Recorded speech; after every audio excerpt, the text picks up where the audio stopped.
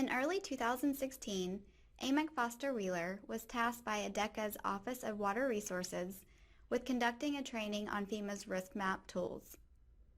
The training consisted of overviews of both regulatory and non-regulatory RiskMAP products, as well as in-depth looks at changes since last firm, flood depth and analysis grids, flood risk assessment data, and area of mitigation interest datasets. Each dataset training included a general overview and review of the dataset attributes, as well as a hands-on exercise. The following is part 4 of a 4-part training session. So our last section here, dataset, is going to be areas of mitigation interest. This is probably the simplest of the 4 major datasets we're going to point on. This is also the one that you guys probably have the most control on as local officials in being able to contribute towards. And by areas of mitigation interest, we mean any physical factor that has either a positive or negative impact on flooding, flood losses, or flood risk. They're in the database, and they also show up on the flood risk map. They're one of the very prominent features on that, and they'll be in callouts for different examples. They'll try to get as many as possible with the space permitting on the small overview nature of the flood risk map. And let's go over some examples of some of those here. Benefits of these: it's very useful building code enhancements, prioritizing mitigation actions, combined along with the flood data and the other data sets we've gone over today. It helps you make plans going forward, how to reduce risk, loss of life, loss of property. Also, a thing you'll find here, and not just looking at this people in your own watershed, but looking at other watersheds communicating, is things we've seen. Upper Alabama's had different AOMIs than Middle Coast have had, and we're kind of getting better every year about what to possibly ask for and what communities can contribute towards. First time we did it, we noticed that Houston County, one that was being done almost the same time as Upper Alabama, had a lot of good areas where they had pinch points with undersized culverts. They point out something that we became, as we did the flood mapping and flood modeling, was to look for and point those out as possible areas of mitigation toward things that could possibly be improved. Intended users, planners, developers, engineers, citizens to a much smaller degree, but just as far as awareness, and some of the AMIs might affect them as well that they may or may not know. Primary sources, the important part. We're going to start with where ideally this would come from and go down to the least ideal situation. Ideally, from the community, local mitigation plans, local stakeholders, people like you, people who know the area, know what goes on during flooding, and have an idea of what models aren't showing. Models are best possible resource to put into them, but they are models. They're not true life, what's going to happen every time it floods. And you guys might see repetitive action that happens that needs to be reflected on these maps and also in flood risk mitigation. Then we have the engineering data from these revised models and new studies that are being done. We're able to see during the model what areas as a water flow are causing potential areas for UDS, structures like bridges or culverts, things of that nature. Then from that, a little further out, watershed data. If you had watershed associations that might be able to contribute that, that's also fantastic. And then for that, state data. State does a great job of keeping data, but at the same time, you guys at a smaller level just have just your community, or from a county level, just your so many communities, whereas they have hundreds of communities across state, 67 counties. So they're not going to have as quite as precise data as you guys might have in your own community. And then worst case scenario is the federal government, where you're getting these points. I know you guys have probably seen national data sets where it says so-and-so high school, and then it's like 3 miles away from so-and-so high school, things of that nature. These are the types you expect to see.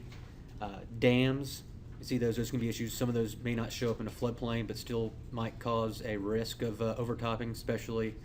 I don't know if any of you have heard me do my presentation on dam inventory, but we're getting to the time period now where most dams are built are starting to outlive their usability, and possibility of dam breaches is highest right now for most of the dams in the state and in the country.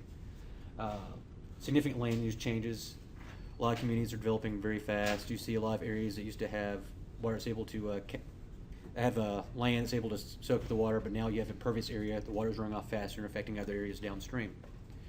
Key emergency routes, those being overtopped, those are things, in case of disaster, you guys need to be able to reach out to community and let them know this is at risk, this is not the safe route, make possible alternate routes that will not be overtopped. Stream flow constrictions we talked about with bridges, culverts, and then past claim hotspots. If you have areas that are constantly, even though they don't show up in a 1% flood hazard area, but every time it rains, go down to Melrose and that place is flooding, something like that. That's something we can look into, tell the state that's something you guys can prioritize at meetings that, hey, this needs to be mapped at a certain level. Yes, sir.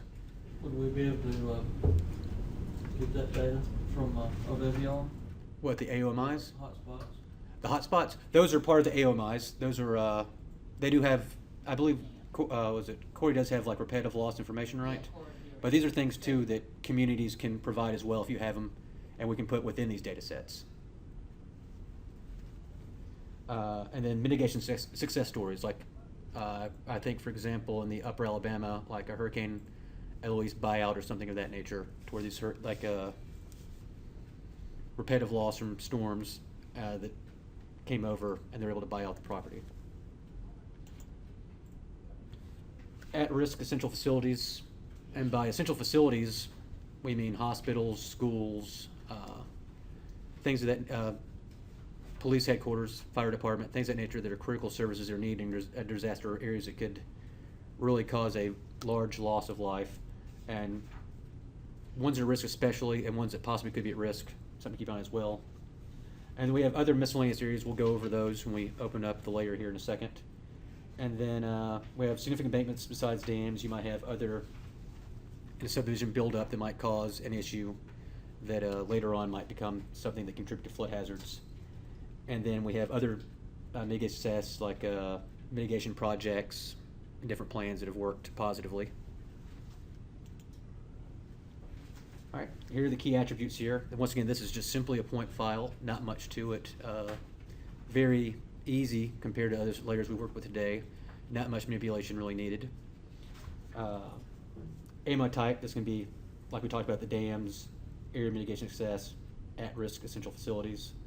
The source, this will give you an idea of where it came from, whether it's a mitigation plan, United States Army Corps of Engineers, HAZIS, maybe state level, maybe federal level for that. Then we have AOMI info. This will be just general information. That's kind of concise to the point what's going on. And then we have a notes section, which is good. It's kind of a free-form style where it can write out, where one might be road overtopped. It could be Highway 431, only route out of town, overtopping at so-and-so and so-and-so. We have a more detailed analysis of what's going on there. So let's go ahead and let's look through some examples first, and then we'll open it up. Here's an example of a dam near Little Canoe Creek there in the Odenville-Springville border there. And you see it is not in a floodplain,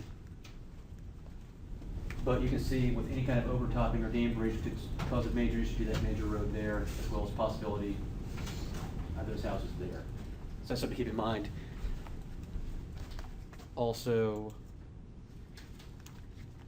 this right here around Alexandria Creek, where this area of significant erosion coming on around here on this embankment.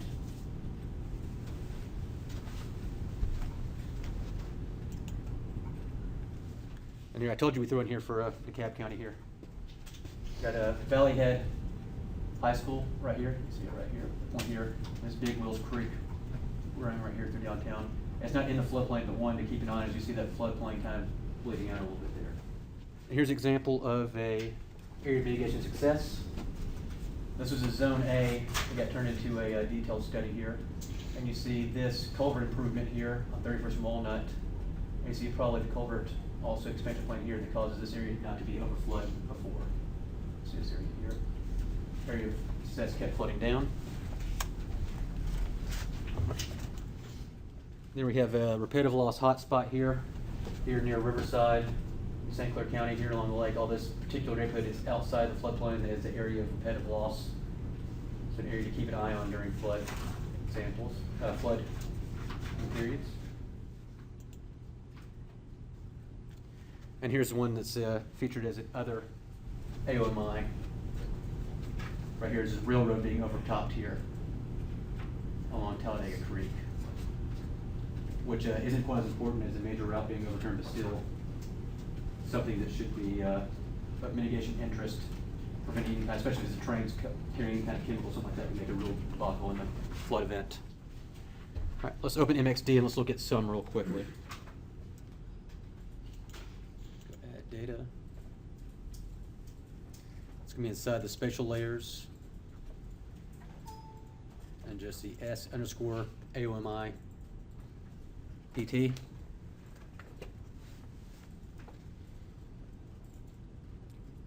Go ahead and add that. And let's go ahead and let's add the political area as well so we can get an idea for which ones are in your community.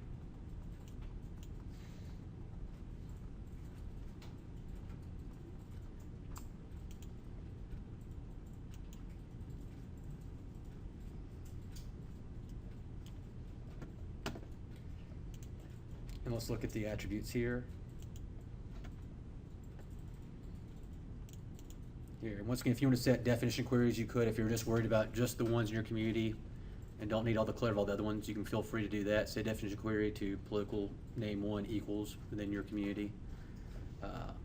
We have different classes of AOMIs, riverine, past claims and mitigation. The AOMO type, that's one, if you're going to do any kind of symbology, that's one to play around with. Do different techniques for that. If you have different special layers you like, we'll play around with that in just a second. AOMI source, here's one that is really important to see how much grain of salt take stuff with. If local community, like I said, that's probably going to be more precise.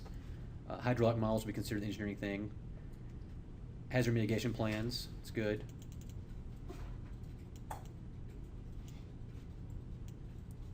And then you'll go down and you'll see some like HAZUS, they're going to be a national data set, may not be as reliable on their location. So you might have a point that'll get you in the general area, but may not be right on the point.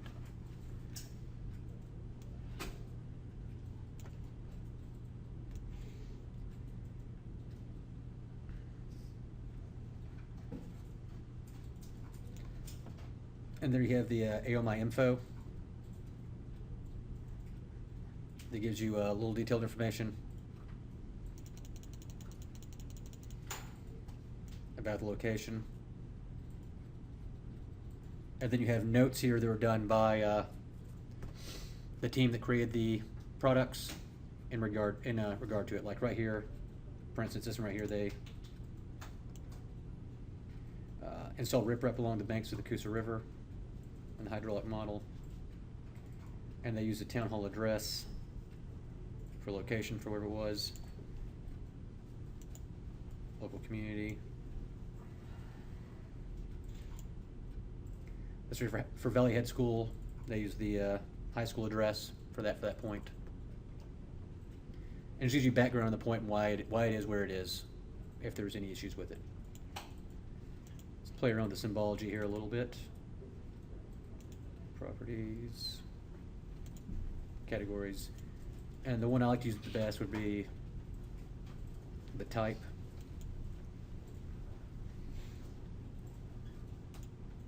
Add all values in the AOMI type here.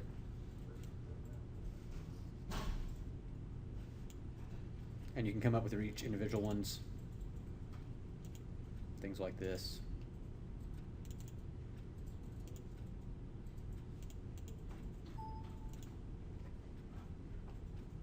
So I'll give you guys a few minutes to play around. Myself and Kelly are around if you guys have questions about any of them.